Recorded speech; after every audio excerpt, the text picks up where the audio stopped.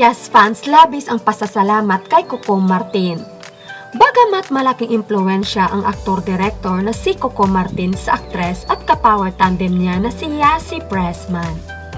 Sa pag-alis ni Yassi sa serye ay bit-bit nito ang mga natutunan niya sa aktor.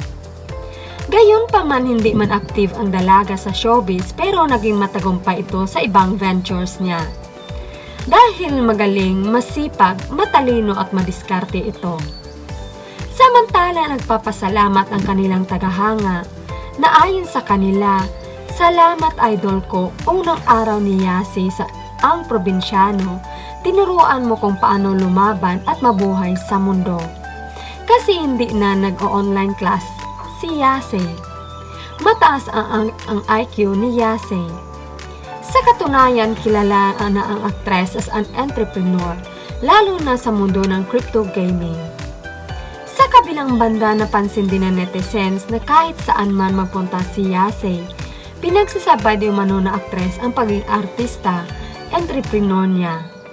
Sa ngayon, nakabalik na ang aktres sa Pinas mula sa pagbakasyon